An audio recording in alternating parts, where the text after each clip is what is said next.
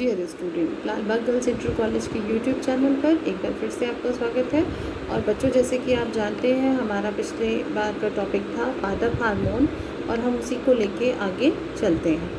तो पादप हार्मोन्स का एक बार फिर से रिवीजन करते हैं कि पादप माने प्लांट और हार्मोन्स माने उत्तेजित करने वाला पदार्थ, यानी पौधों में इस प्रकार के रासायनिक पदार्थ जो उनकी वृद्धि की दर को बढ़ाते हैं या वृद्धि की दर को रोकने का कार्य करते हैं, उनकी क्रियाओं को, मेटाबॉलिक क्रियाओं को और उनकी हर चीज़ को नियंत्रित करने का कार्य करते हैं, वो हार्मोन्स कहलाते हैं।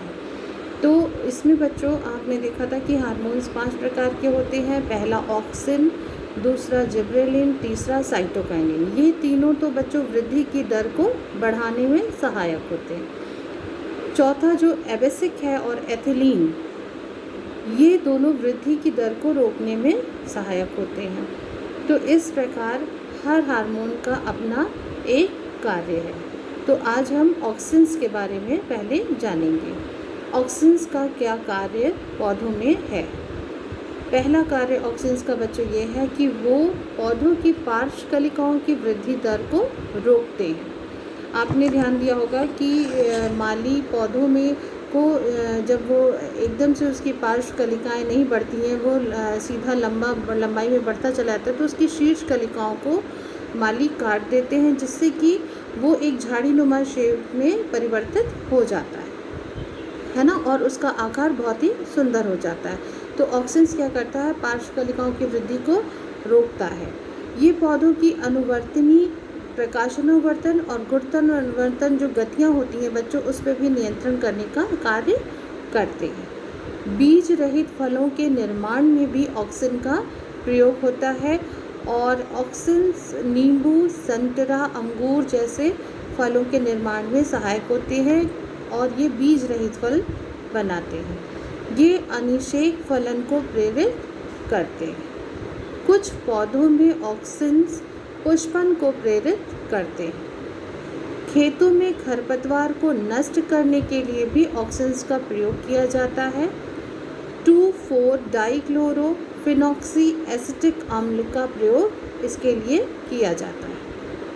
ऑक्सिन्स के छिड़काव से बीजों, कंदों, यानी कंद मतलब आप आलू, शकरकंद, ये सब कंदों में आते हैं, इनमें प्रसुप्तता बढ़ जाती है और जिसके कारण इनका संग्रहण अधिक समय तक करना आसान हो जाता है।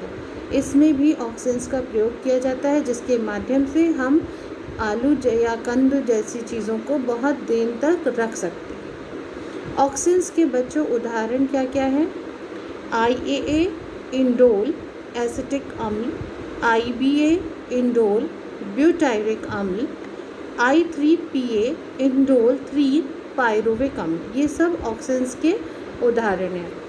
और एक बात और बच्चों, जैसे गुलाब की कलम हम लोग लगाते हैं, तो आपने देखा होगा कि गुलाब की कलम को काट करके एक नया पौधा तैयार किया जा सकता है।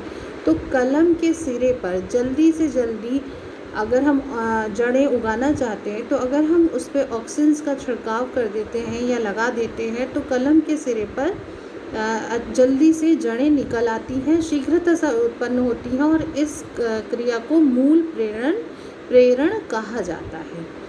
बहुत से पौधों में भी बच्चों पत्तियां और फल समय से पहले गिर जाते हैं। आपने देखा होगा बहुत से पेड़ पौधे ऐसे होते हैं जिनमें पत्तियां और फल समय से पहले ही झड़ने लगते हैं, उनका विलगन हो जाता है।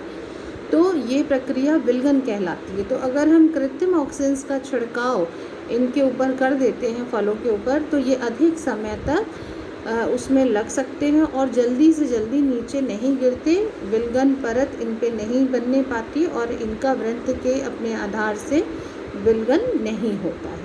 तो ये ऑक्सिन्स के कार्य थे। नेक्स्ट में हम जिब्रेलिन और साइटोकाइनिन के कार्य के विषय में जानेंगे। Thank you.